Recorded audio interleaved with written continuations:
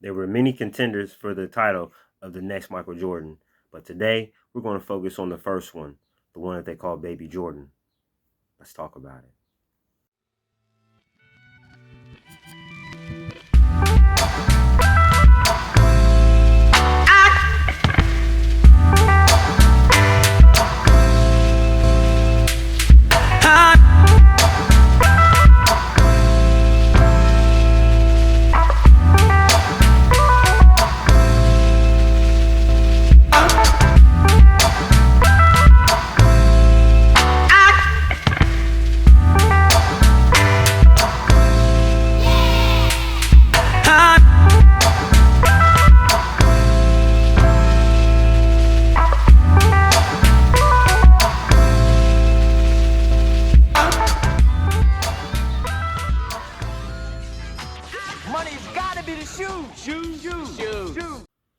What's up, YouTube? It's your boy Skinny Hardaway, and this is Retro Heat Check. Checking in one more time for the real hoop heads out there. And of course, thank you all for your likes, your shares, your subscriptions, your comments, and of course, your questions. Continue to bring in those questions. You guys have really been kicking ass these last few weeks.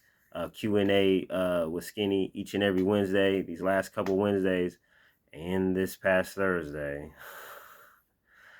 Needless to say, they've been lit. They've been definitely interesting. The questions you guys have been coming up with have been very engaging.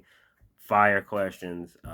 Definitely enjoying it. It's probably one of the best ways outside of the comment section that we can interact. I definitely look forward to each and every Wednesday. Yeah, continue to bring those in. Continue to bring those in. Your questions, man. Like I said, first the ladies was doing their thing, and the fellas stepped up. Now everybody's running neck and neck. So definitely appreciate it. Keep it going, guys. Keep it going. Right here now, we about to just get right to the point where you already know what it is, man. Got to big up the squad, man. These are my guys. These are the guys that I roll with. These are the guys that I support. They support me. Man, we come with it. We come with the facts.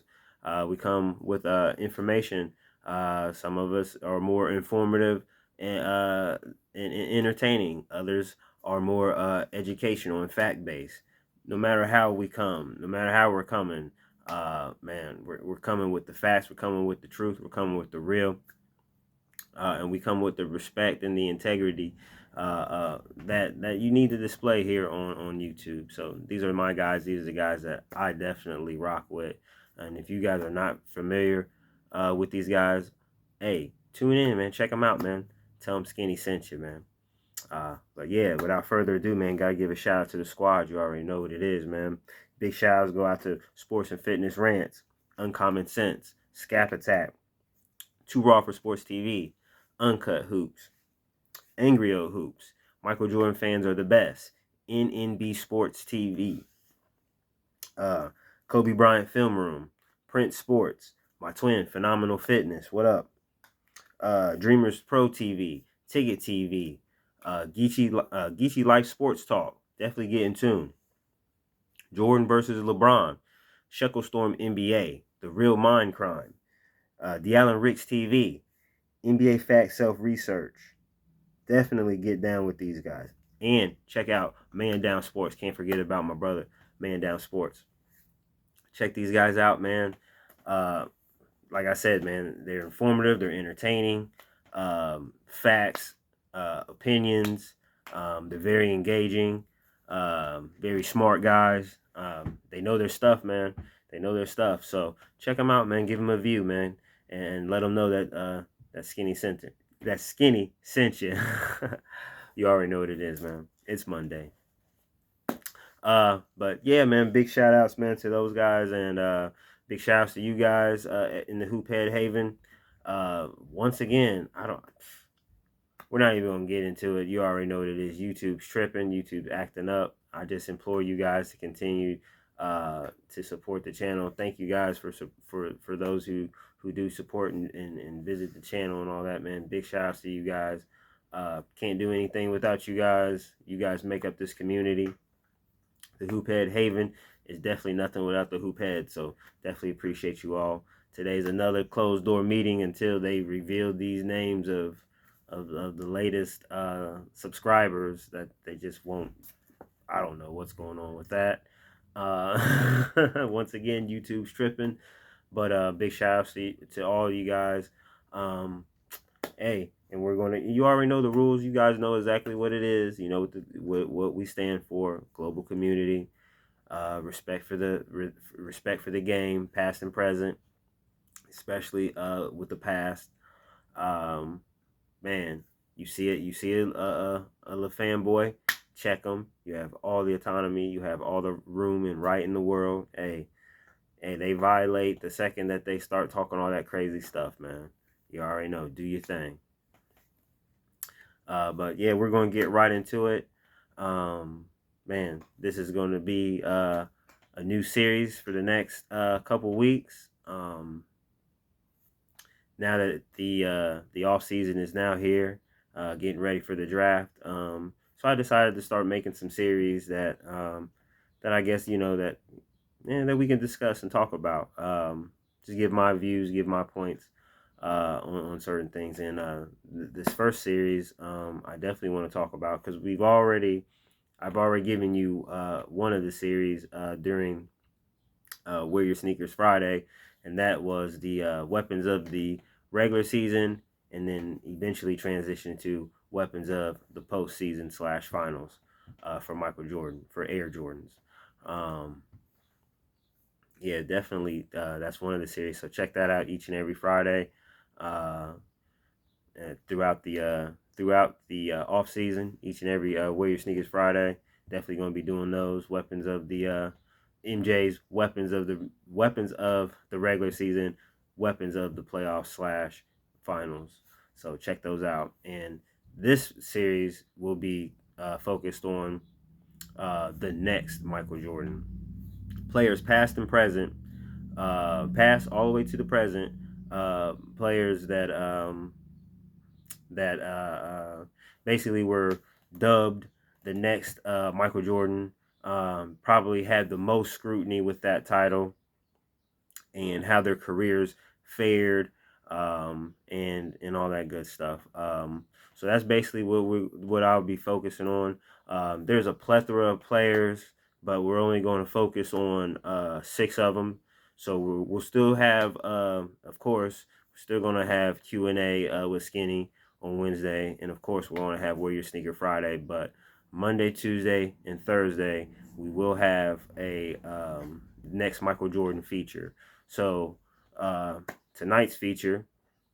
Well, before we get into tonight's feature, definitely got to give honorable mention to some of the players that were dubbed the next Michael Jordan, a tag that for many has been a blessing or a curse in many different ways. The pressure sometimes was too big. Some welcomed the challenge, some folded, some didn't want it, some ran from it.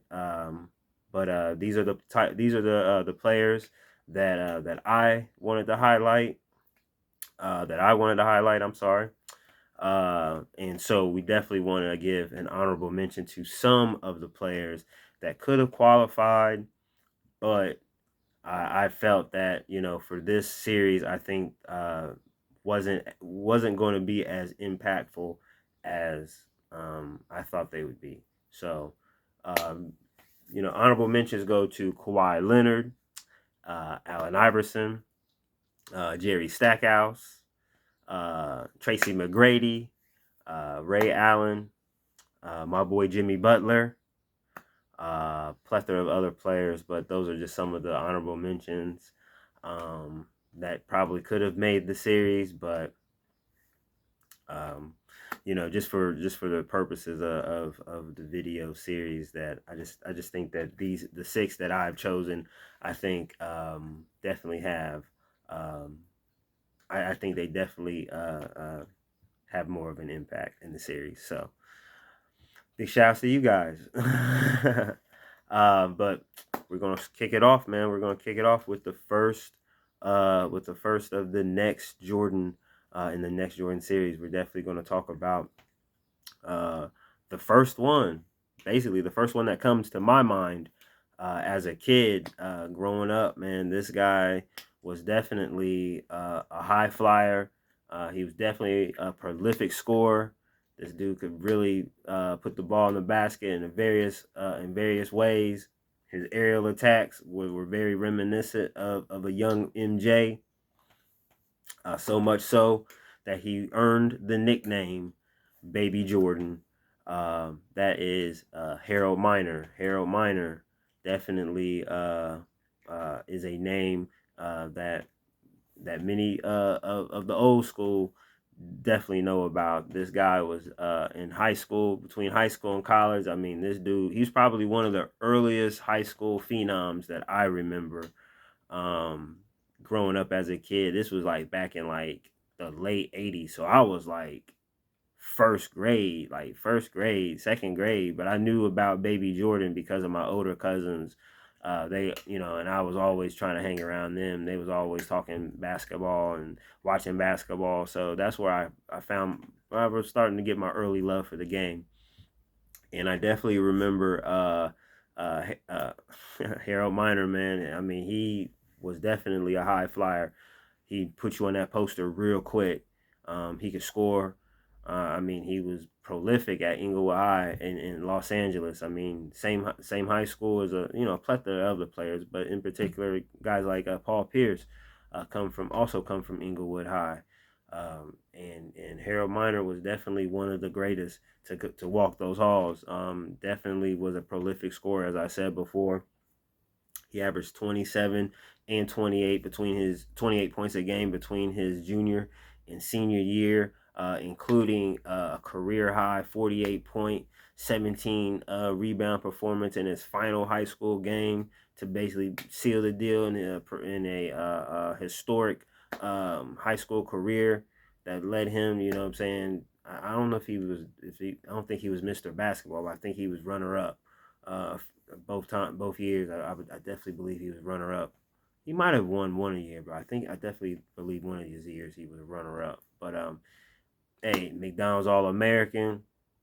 I mean, he was everything. I mean, he was already his reputation was already starting to bubble up as a scorer, and with the nickname Baby Jordan, it definitely gave him notoriety, and that notoriety carried him from Inglewood High all the way to the hometown, all the way across town to the hometown USC Trojans.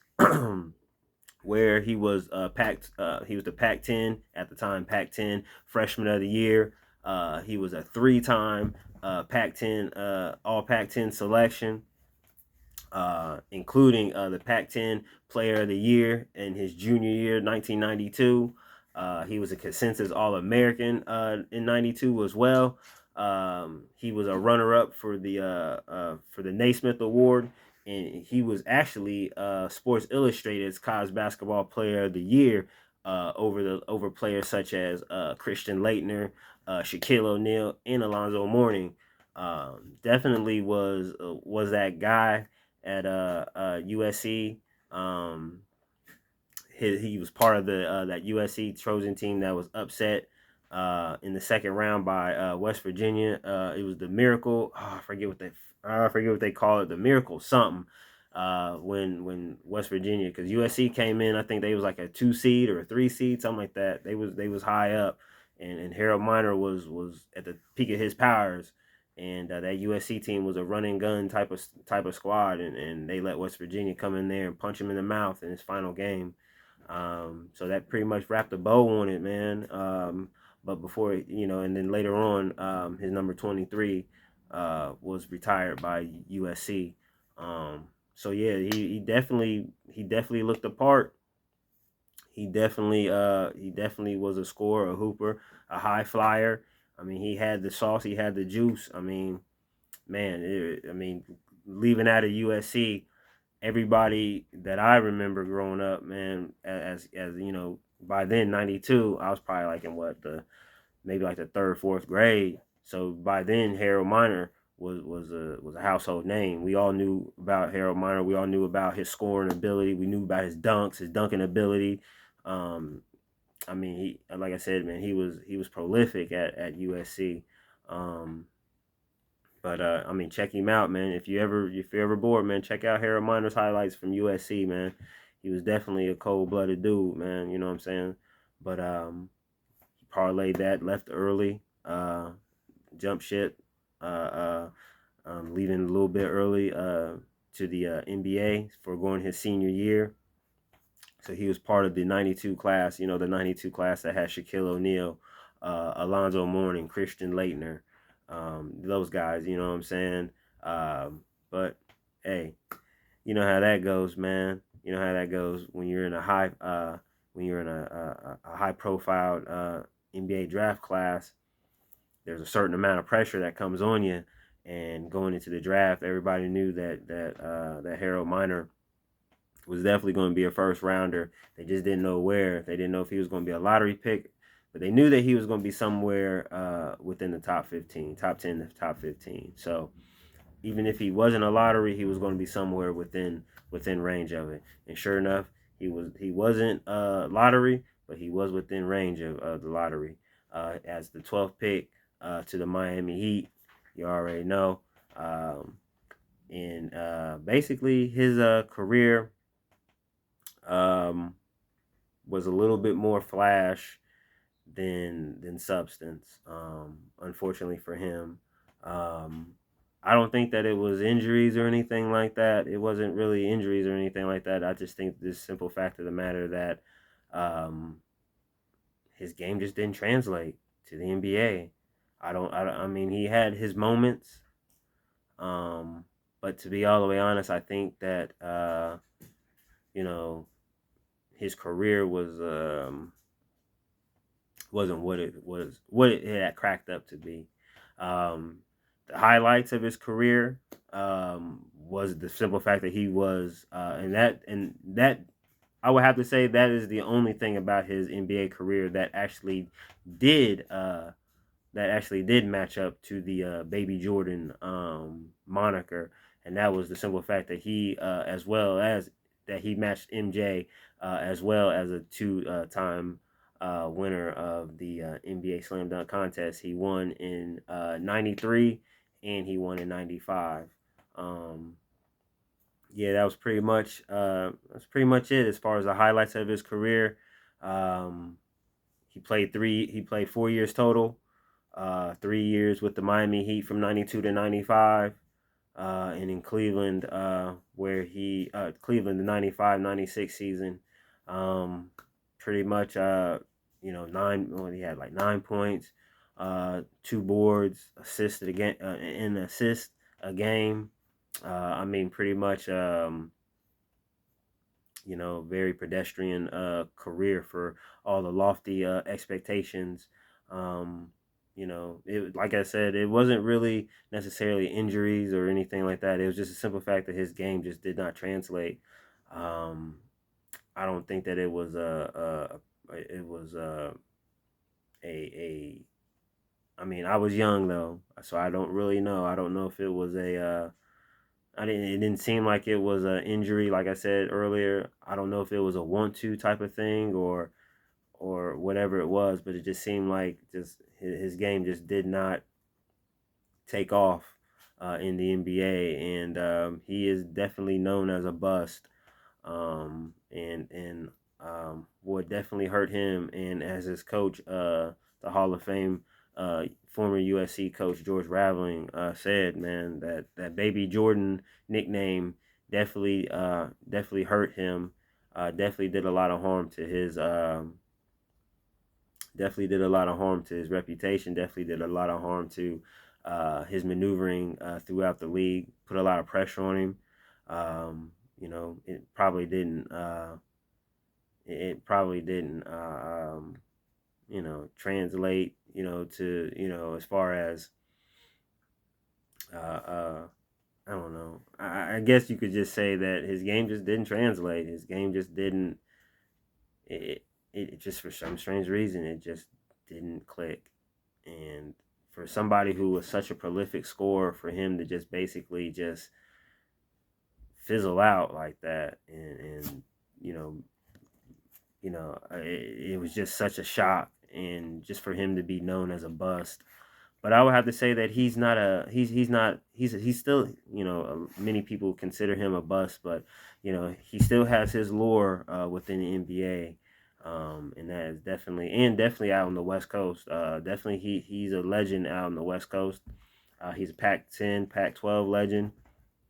Um, I mean, he's one of the greatest scorers to ever come out of the Los Angeles area.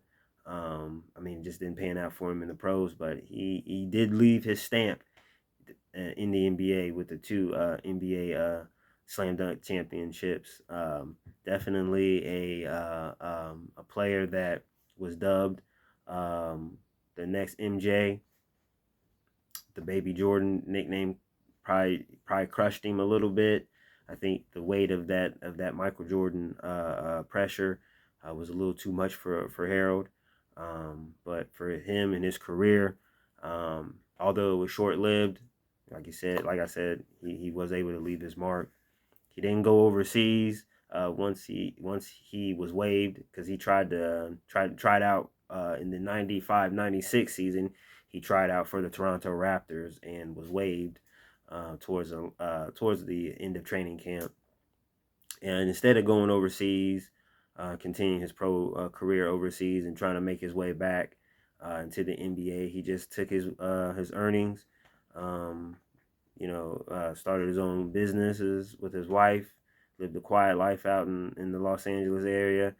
He has a daughter who plays for the Stanford women's team. She seems to be a pretty good player on the come up. I think she's a sophomore, I believe. But yeah, I mean he lives a very quiet life, but definitely he's a name that if you are a kid or NBA fan of that in that time frame, he definitely was a blast from the past, and he was definitely known as Baby Jordan affectionately throughout the annals of history. If you're an NBA fan, if you're a college basketball fan, if you're a fan of Los Angeles area basketball, he will always be known as Baby Jordan. Yeah, it's Harold Miner, man, and he is the first of the six players um, that will be represented in this series. Hope you guys liked it. Hope you guys definitely comment on it. Definitely, I would like to hear your feedback. Hey, if you guys have any stories or anything about Harold Miner, feel free to put it in the comments, man. Definitely would like to have your interactions. Um, you already know what it is, man. It's your boy. Hey, well, before I get to that part, you already know what it is, man. It's Monday, start of the week. Um, we're getting at it. Summertime. Hopefully, you guys are staying hydrated. Uh, it's very, very hot around the country. We're not like the Brits and complaining about 78 springtime weather. We're not doing that. I mean, it has really been hot. It's been some places have been in triple digits. The last week or so, it's been in the 90s here in Ohio. So it's been very, very, very hot. It's been low 80s today, so not so bad today. A little bit of relief, even a little bit of a breeze too. Some parts of the day. So, like I said, man, stay hydrated. Uh, hey, stay loving on them babies. Stay loving on your loved ones. Tomorrow's not promised. Be responsible. Be respectful. Hey, clear head and good intentions in your heart, and you can go far. You already know what it is, man. Um, man, hey, it's Monday. Like I said, Cam, you stay out of trouble. All you guys stay out of trouble for the most part. Just be responsible, and hey, and we reconvene and come back tomorrow and do this thing all over again. So it's your boy Skinny Hardaway, and this has been another episode of Retro Heat Check in the books. And I'll leave you with these words: peace, and wear your sneakers. Also got a nice little outro, sorry, for you guys. So enjoy.